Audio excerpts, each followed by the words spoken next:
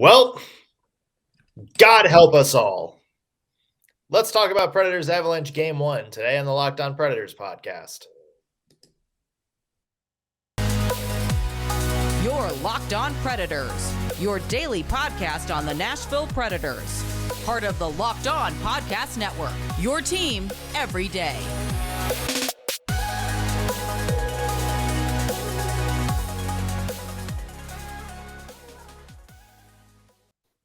Thank you for making Locked On Predators your first listen of the day. I'm Nick Morgan. I'm a writer and editor at ontheforecheck.com. Heaven a lie and God is dead, and I have a partner in crime. You do. I am Ann Kimmel. I'm a writer at ontheforecheck.com. Well, what the flag nog? who wants to start? Who wants to tee us off? Oh, yeah. All right. Do we want to do our one word? Yeah. So Predators, you're listening. You know what happened. Predators lose 7-2 in Game 1 of the Colorado Avalanche. They gave up 5 goals in the first, 16 minutes of the game? 5 goals? Yeah. Something like that. Yeah. And what's your one word to describe this game? Oh, there are just so stinking many of them, but I really put some thought into this. And, I'm Swedish. I grew up in a predominantly Swedish community, Swedish relatives. And there is a story that I grew up knowing, and it absolutely sums up what happened with the Nashville Predators last night. So my great granddad, his name was Ludwig. So Lud was drinking a beer in his garage, as my people want to do. And his friend Lars came over, and they were sitting in the garage chit-chatting, and this was, of course, a long, long time ago. And Lud asked Lars, hey, how's Helga doing, his wife? What's she up to? And Lars got this look on his face, and he said, oh, Jesus, I left her in Varen. Lars had dropped Helga off at the grocery store, ran some errands, and then went and grabbed a beer with my great granddad and left Helga in Warren. So he quickly, had to get the horse and buggy ready and go back and get her. But I'm telling you, when I look at what happened last night, all I can say is, Jesus, they left it in Varen. Like, where was the Predators game? So bad. Was Ludwig a metaphor for Matthias Ekholm, and was Helga a metaphor for any sort of defense? I mean, seriously, it was just so bad, y'all.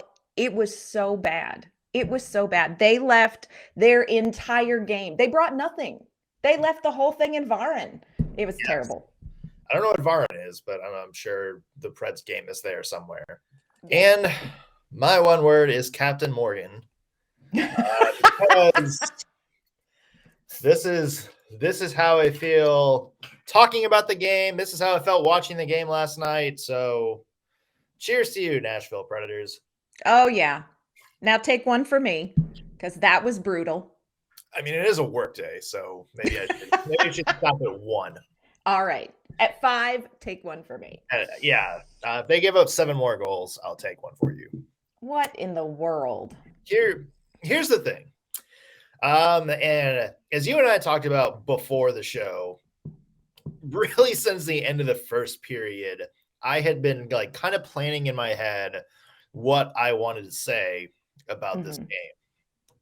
And I still don't really have, I think, the right words for it. I will say this.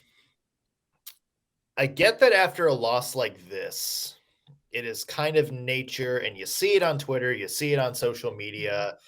You've seen it by me taking a shot of this.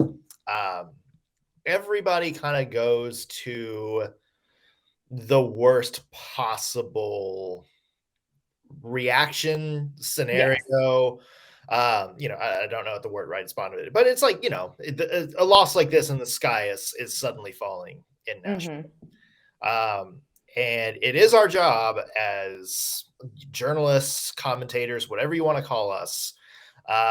We kind of have to sort through the extremism, and we kind of got to go, okay, here's what worked. Here's what didn't work. We have to take it at face value. I can say without I'll state this by saying, if you've listened to us this year, if you followed me and Anna on the forecheck and seen our work, we're not reactionary people. We like to have fun. We like to, kind of make self-depreciating jokes about the Preds, all that good stuff. But, I hope you see that we're able to kind of look at things logically. I hope you guys can see that we're looking at things through like an objective lens, so to speak. I say this with all that in mind. I don't see how the Nashville Predators recover from this. This is the worst effort, not necessarily game, result, whatever. This is the worst effort I have seen from the Nashville Predators I honestly couldn't tell you how long. And I've been watching this team since that very first game against the Florida Panthers on October 10th, 1998. Yep. I don't know what happened. I really don't know what happened. And it's one of those things where it's not the loss. It's not the result that is like the worrisome part to me. Absolutely. It is how they looked during the game. It is the fact that they looked. This is, if you're a college football fan, like those week 2, week 3 games where you have like Alabama taking on like I don't know, like Podunk State, Prairie View A&M, or like one of those like schools that are just there to get a paycheck, and it's like it looks like a peewee team going against a pro team. That's what this looked like.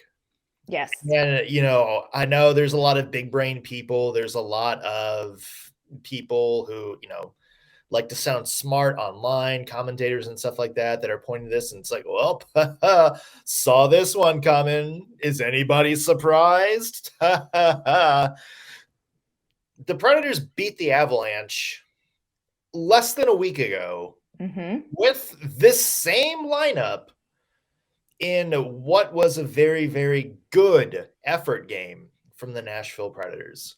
And here's the thing. There's going to be bad games. We talk about this all season long. We know that there's going to be bad games. But here's the thing. Game 1 of the Stanley Cup playoffs, going against a division rival no one thinks you have a chance against. And the fact that the Predators couldn't get up for the game, that's not only concerning, that's damning. Yes. That is damning about the state of this team right now, that you can't get up for a game in which you are going to be under the microscope. Yeah, there was no urgency in this game. There was no intensity in this game. The Nashville Predators got sucker punched. And, in the night, as I was thinking about this, processing through the game and, taking care of some stats and this and that, all I could picture was that, that iconic picture of Muhammad Ali where he's standing over, and I don't even know who he was fighting. I should have looked it up, but that Joe Frazier. Was it Joe Frazier? Joe Frazier, Buster. I can't remember. Now that you say that, I can't say with certainty. I know. I was like, I don't know. So if you know it, tweet it to us. But that is exactly what this game was. I mean, the Nashville Predators got punched in the mouth and could not get off the mat. And there's a million excuses, reasons, we can and we will go ahead and break it down, and look at it. But can't wait. It's going to be so fun. But what ultimately matters is that this team did not show up mentally. They did not show up with their game. They just didn't show up. And I was hopeful because this is the same thing that happened in the second and third period with the Arizona game. And I thought, you know what? We tend to learn from our mistakes. This was the worst Predators hockey that I have ever seen, hands down. And I think it's when we say it's like the worst effort, when it's the worst hockey, keep in mind everything requires context. And the fact that it was game one of the playoffs, I think adds to that. Now, I'm sure people it's so damning. Even the St. Louis game where they gave up 7 goals in a period, everybody's pointing at that. And it's like, well, actually, this was the worst, period of hockey in history. Yeah, but that was a regular season game on the second night of a back-to-back. Towards the end of the season, the end of the season. The Red Wings, remember they gave up 5 goals to the Preds in that famous 8-0 game and went on to get to the Stanley Cup Finals. These things happen. The fact that this is in the playoffs, when everything's amplified, when everything you do is under the microscope, it's telling to me that this team was not ready to play last night. And, we're going to talk more in a moment, kind of about specifics and stuff like that. Because we're going to talk about David Rittich. We're going to talk about David Rittich, but I think it's important to note that we are including every person on the team. Amen. Maybe with the exception of Matt Duchene. Okay. But this is, I know you're going to be heartbroken about that. No, but we'll get into that because even Matt Duchene lapses. We'll get into that. And that's the important thing here is no one's going to be singled out. There are some aspects, some people we're going to talk about, but no one's going to get singled out. The goaltending was bad. The defense in front of the goaltending was bad. Atrocious. The offense looked so disjointed that I don't know how they had 2 players with 40-plus goals this season. And you know what? We love John Hynes. We've talked about how much of an improvement he's made on the Preds this year. John Hynes has been bad. Some of the coaching decisions he made, some of the mindset the team is going in, and we're going to talk about a little bit why in a second, but everybody is bad. Nobody was immune from criticism from last night, neither the players nor the coaching. And we're going to talk a little bit, specifics why we think John Hynes is a little bit to blame. What's wrong with the goaltending? What was wrong with the defense? We're going to break it down for you a little bit more in depth in just a second. Before we do, though, I want to mention today's show brought to you by our friends at Rock Auto. With the ever-increasing number of makes and models on the road, it's now pretty much impossible for your local chain auto parts store to stock all the parts you need. So why endure all the pointless or intimidating questioning like, hey, is your Odyssey an LX or an EX? All that dumb stuff body shops like to do. Instead, you can do everything from the comfort of your own home. You have computers with access to rockauto.com. You save time and money when using Rock Auto, so why would you spend 30, 50, or even 100% more from the same parts from a chain store or car dealership? For example, if you have a Honda Odyssey, fuel pump is $353 from any chain store. If you go on rockauto.com, that same part is $216. This isn't a scam. This isn't anything shady. Rock Auto is a family business. They've been serving do-it-yourselfers for over 20 years. Their prices are reliably low for every single customer. They have everything you could ever need. They have brake parts, tail lamps, motor oil, even new carpet or upholstery. So if there's anything you need for your car, any sort of thing, go to rockauto.com. Scan their website to find all of the auto parts you need. In fact, here's an offer for you. Go to rockauto.com right now, see all the parts available, and write Locked On in their How Did You Hear About Us box so they know we sent you. Amazing selection, reliably low prices, all the parts your car will ever need. rockauto.com. So we're breaking things down, Anne. A little bit more in depth from the Predators' 7-2 loss last night. God, it hurts even saying that out loud. Oh, yeah. There's a lot to get to. The big story, I think, going in was goaltending. Yes. Obviously, Juuse Saros not available for games 1 and 2. The question was, are they going to go with David Rittich, who was, the backup all season long, a little shaky. Let me track that back. A lot of shaky at points this year. At the other end of the spectrum was Connor Ingram, who, has played a lot in Milwaukee, not a lot of NHL experience. That was the big debate. Rittich starts, gets pulled after 5 goals in the first period. It didn't look good at any point. And there's, I think you can maybe say 2 of those goals that, were maybe the result of breakdowns in front of them. But that is still a very, very, very bad performance from him. Yeah, for sure. Adam Vignon, who works for The Athletic, pulled a stat, and I wanted to share it. David Rittich surrendered 5 goals on 0.87 expected goals last night, according to Sports Logic. 5 goals on 0.87 expected goals. And again, defense in front of him was trash. They were terrible. This is the worst defensive game I've seen from the Nashville Predators all season. But there were a couple of goals, the Taves goal and Cogliano's goal, where I felt like, you know what? Those are ones you got to make. Like, yep, you got screwed, but those are saves you've got to be able to make. So it was not a great night in net for David Rittich. He was very frustrated. You see him like walking down the tunnel, slamming his stick repeatedly against the wall. You feel for him because, again, we've said this a bunch. We love David Rittich as a person. Love him. As a goaltender, he's been a liability for the Preds this season. On the other end of that spectrum, Connor Ingram comes in.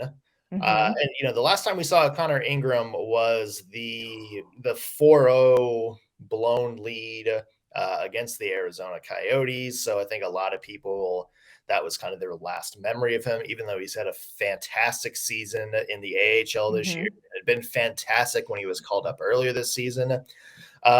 Steps in and actually has a really, really, really good performance in net the rest of the way. As a lot of people were pointing out, the Avs actually had more, they were generating more offense as the game went on. It wasn't like they took their foot off the gas and Ingram benefited from that. They actually got better chances as the game went on, and Ingram was there to kind of close the door. And really the only 2 goals he let in, one was the fluke play where, I think it was Borowiecki accidentally in his own net. And the other was just a brilliant deflection in front of the net that, Ingram had no chance at. So there's got to be no doubt Ingram starts game 2, right? Like, there's got to be no doubt. He's got to be the guy. Do you think so?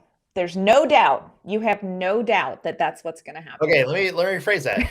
There's no doubt that's what should happen. There you go. There you go. That's what should happen.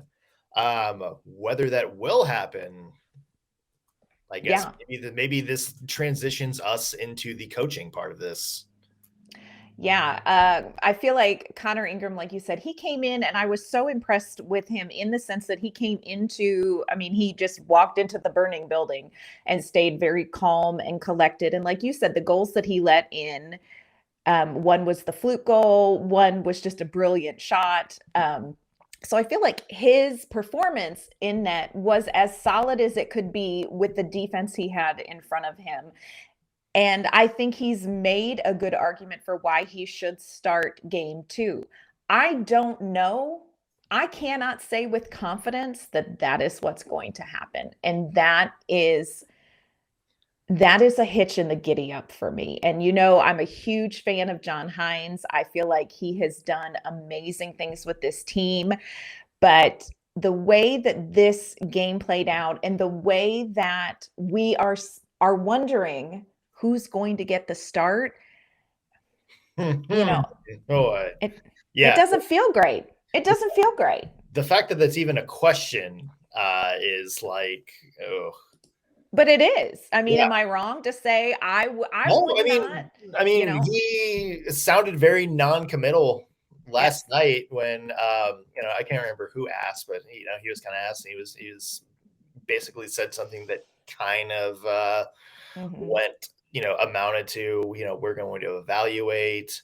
And there is question, if you sort of see the responses on Twitter, there is a lot of speculation based on what Hynes has done this year that he might go, you know what, it's still David Rittich. David Rittich is going to be our guy.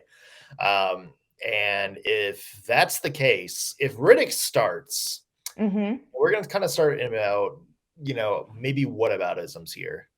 If Rittich starts and he gets lit up again, John Hynes goes from maybe being, a very appreciated, respected guy in Nashville who had a great season to seriously under the microscope. And that is going to be very, very fair. Yeah. And I think one of the things that is so troubling is that you saw in this game unaddressed issues. And when we did our crossover with the Colorado Avalanche folks, they asked us about the penalty situation. We're like, look, John Hynes is kind of like, he's not happy about it, but he's a little bit laissez-faire about it. He's kind of like, well, we play hard. And this game started with a penalty 2 minutes in, a dumb penalty, a high stick penalty by Michael McCarron. And the Avalanche scored, and 20 minutes later scored again. And the ball was rolling. And it's things like this that the Nashville Predators have shot themselves in the foot with. And when you see it so glaringly bite them in the butt, you have to take a minute and go, why the hell are we at game one of round one in the postseason, and the Nashville Predators are still doing dumb penalties that cost them games? We have been down this road. This is not new territory. This is, the Predators are very familiar with that scenario. Yeah. Why hasn't it been addressed? We talk about effectively. We've talked about it. Like it's one of those things where, you talk to the John Hynes, you talk to the players, and the response is always, well, this is just a byproduct of the way we play. Like, we are going to be aggressive. We're not going to change the way we play. If we take penalties, we don't want to take penalties. We got to be careful. We can't cross that line, but we're not going to change the way we play to avoid taking penalties. But you better damn well do something right now, because you are getting burned by the very thing we have been telling you for 5 months now that you're going to get burned on. What was our famous line? Whenever, they would eke out a win against the Coyotes or Blackhawks or Canucks or whoever, we're like, you can get away with like 8 penalties against, a not as good team. You can't get away with it against the likes of the Colorado Avalanche. And guess what happens? The Predators go into Colorado in the first round, and they get lit up on the power play. They gave up six shorthanded opportunities last night. Avs converted on 2 of them. And it's bad. And that's the other thing. It's not just like the fact that you can score on a power play opportunity. It's not the fact that you're shorthanded and they're going to get more offense. It kills the momentum of your game. 100%. You can't get anything going if you're shorthanded, because your style of play, this physical, kind of bruising, forechecking thing, you can't do that if the other team has a power play opportunity. So it's not just the fact that you're shorthanded for 2 minutes or you have guys going on the box. You are killing your own gameplay. And the fact that this has kind of been, I don't know what goes on in the Preds locker room. Maybe this is on the board. Maybe John Hynes has been hammering it home. But with how candid he's been to the media in the past, the fact that this is kind of where he goes into coach speak and kind of gets annoyed at the questioning, this tells me that you're not learning. Yeah. And John Hynes was asked last night after the game, post game, he was asked, talking about things like the penalties. Is this something that all of a sudden at this point in the season you can correct? And he answered the question. We'll take a listen. Let's take the first penalty. Is that avoidable? That's avoidable. Trennan's tripping penalty late in the game, is that avoidable? Those are Trennan's penalty at the net front when we horse collar a guy at the net front. Those are penalties that for example, if you look at those situations, can those be correctable? Absolutely. Are there things tactically that are correctable? Absolutely. That's what this is about. It's, hey, we lost a game, we lost big, but there's a game 2 coming next, and we got to be better. That right there was the most he's addressed it. But why didn't he do that before game 1? Yes. Yeah. And I understand that there is only so much he can coach if they don't execute what they're being coached. But how do you get to this point in the postseason? I mean, you get to the postseason. How are you still addressing dumb penalties that have been an issue all, like, this didn't come out of nowhere. Like, this has been an issue all season long. And, talking about tactical things, how is that not fully formed? At this point, after 82 games, how are you correcting big tactical things? And they're big things. These weren't little lapses by the Nashville Predators in the game last night. These were big issues, big problems. And John Hynes has his work cut out for him tactically, as far as trying to find a way to get these players to execute better and more effectively. He has his work cut out for him getting this team mentally prepared to come back and face this Colorado Avalanche team tomorrow night. He has his work cut out for him, and this is his biggest test so far his entire tenure with the Nashville Predators. And it's a big ask. We'll have to see how he does. Coming up, we're still got plenty to talk about. Oh, there's just so much more to talk about. We can't wait. We're going to continue breaking down the game and talk about what we think needs to be different. But first, want to let you know that this episode's brought to you by our good friends at Built Bar. Summer is coming, and with summer, you're going to need some food on the go. Built Bars are the perfect snack to take with you on family trips. You can throw them in your bag, throw them in your kid's backpack. Make sure that everybody you're with has a Built Bar so they can fuel up for their summer adventure. Best part about Built Bars is that they are healthy and they are delicious. There is no more sacrificing delicious food for health. With Built Bar, you really can have both. It's easy. All you have to do is go to built.com and you can order your Built Bars now. All Built Bars and Puffs are covered in 100% real chocolate. That means with Built Bar, you can eat healthy, but you also feel like you're giving yourself a little treat. You can try the Built Bar Puffs. They are so popular. My kids love these. They come in some crazy flavors like banana cream pie, cinnamon churro, which is a huge favorite in my house. Who doesn't want a protein bar that tastes like churro? And they are 140 calories. And if that's not enough flavor for you, you can try the mixed box. This mixed box comes with 12 flavors of bars and puffs. We are a mixed box family. There is not one flavor that doesn't get devoured. They are all fantastic. They make something for everyone. Most Built Bars contain 130 calories, 4 grams of sugar, 4 net carbs, and 17 grams of protein. If you compare that to a candy bar, you're way ahead if you pick the Built Bar. Go to built.com and you can get all your favorites: banana cream pie, raspberry, double chocolate. I love the cherry barcia. They have many, many more flavors. They're delicious and they are coming out with new flavors all the time. So go to built.com often and check and see what's available. If you go to their website, again, built.com, and use promo code LOCKED15, you will get 15% off your order. Use promo code LOCKED15 for 15% off at built.com. Should we take a break from the doom and gloom and talk about the one hilarious moment from last night's game? Sure. How about Matt Duchene scoring 2 goals, each while rains of boos were coming down upon him? I I mean, mean, at that point, the Predators had no chance of being back in the game, but it was still funny. Like yeah, every time, like the booing seemed to like reach up like to the maximum amount of like charged energy. yes. Duchene would score and just completely deflate the building. It was the hockey middle finger that we all love to see. You know, his second goal, they were chanting Duchene sucks.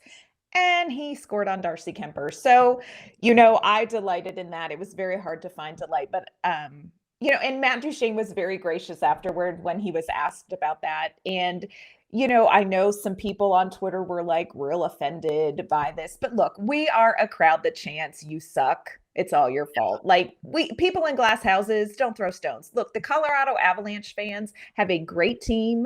They have a lot of expectation. They have a lot of enthusiasm. And look, I don't think it bothered Matt Duchene a whole hell of a lot. So you know what? Go for it. Have fun. Whatever. Yeah, it was hilarious. Yeah, I know Preds fans are a little bit mad about that, but A little salty, but yeah, I mean, this is a team that still boos Ryan Suter, whatever he's seriously. it's now been 10 full years. Do you remember last year when Eric Howla was booed in Carolina every time he touched the puck? Yes. And he played like 12 Yes. career games for them. Yes. So bitter.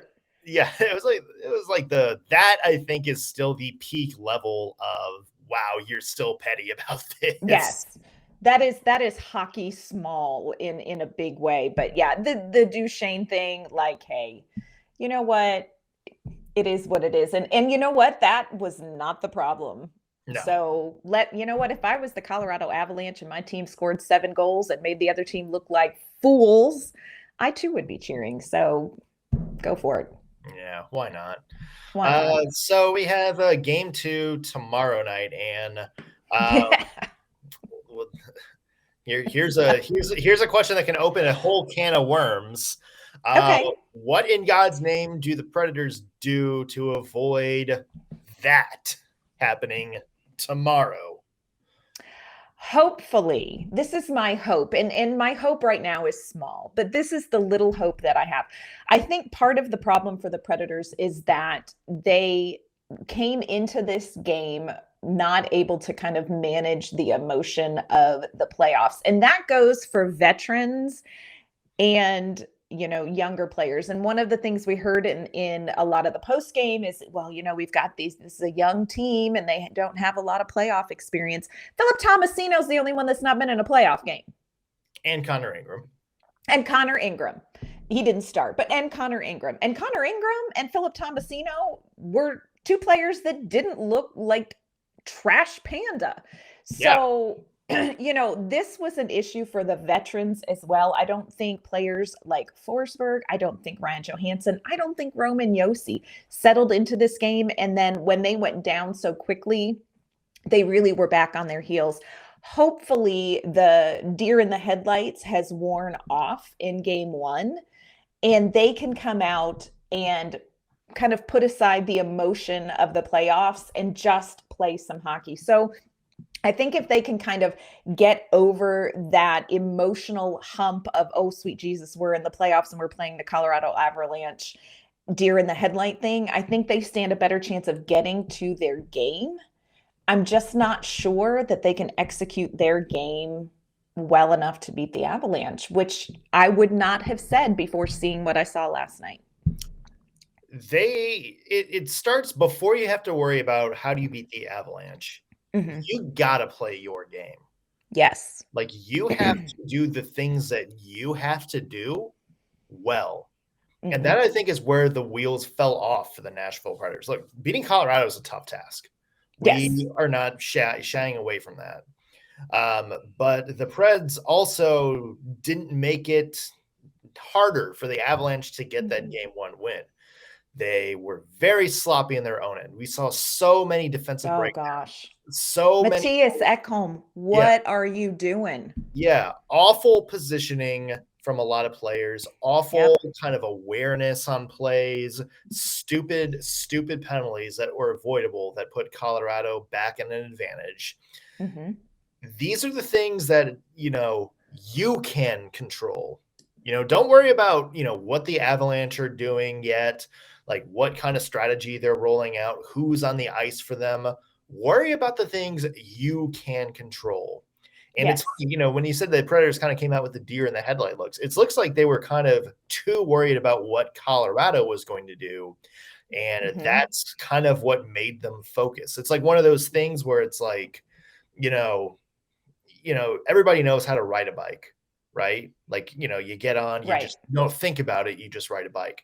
The minute you start thinking when you're on that bike, the minute you're like, well, wait, how is this working? How is this like, am I pedaling wrong? Do I need to pedal like this? That's when you lose your balance, and that's when you fall over. The Predators kind of, I think, overthought this game, and as a result, they were not ready. I'm not going to go out on the limb and say they played scared, because I don't know. I don't think it was scared. I just don't think they. Maybe scared's the wrong word, but definitely like you could tell they were overthinking. Yes, they were tentative. Yeah, they were very tentative. They were very, I think, lost in the moment. Maybe the right word to say it. If they fix that, if they can, play their game very, very well, and then suddenly you're locked in a 2-2, 3-3 game with the Avs late in the game, and you find a way to win it, and it's 1-1, all of a sudden the complexion of the series changes like that. It's still going to be an uphill battle, but that is your rebound. So for me, in game 2, I'm just looking for the Preds to play well. And you know what? If the Avalanche come out of it up 2-0, if they win the game, like, 3-2, 4-2 on an empty net, something like that. If the Predators play well, if they rebound, that's when I'm going to go, okay, you know what? They're going into Bridgestone Arena for game 3. They're coming off a better performance. Maybe this game, some of the energy changes over.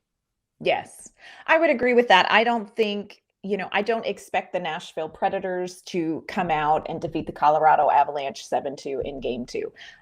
Here's what happened last night. The Nashville Predators came in and played the worst game of the season. Hands down, the worst performance of the season. The Colorado Avalanche came in, and damn, are they a good team. And they executed so well. When you take a team's worst game and you play against a better team's best game or really, really good game, maybe they made some mistakes, I couldn't see them. This is what's going to happen. If the Nashville Predators can come out and play their game and execute their gameplay well, I agree with you. It's almost not about the score. It's about executing well. And that's what did not happen last night. And it's the only way you're going to be competitive against a Colorado Avalanche team that is as packed with talent as this team is. So we got game 2 tomorrow. Tomorrow morning on Locked On Predators, we're going to go more into some of the finer points of the game. What specifically do we want to see from certain players? Lineup decisions, if any, because I'm sure there's going to be a couple that's under a microscope. And so be sure to tune in to Locked On Predators tomorrow for that. In the meantime, Ann, where can the people find your work? You can find my work at ontheforecheck.com, and you can find me on Twitter at AnnK_Mama on Ice. I'm Nick Morgan. You can find me at ontheforecheck.com. If you're on Twitter, be sure to follow the show at LO_Predators. If you're watching this on YouTube, be sure to like the video, share, subscribe, and also leave us a comment. Let us know your thoughts on last night's game. We actually really want to hear them. Yeah, we actually do really want to hear it. And we also want to hear what you think the Preds need to do for game 2. So let us know in the comments what you think about that.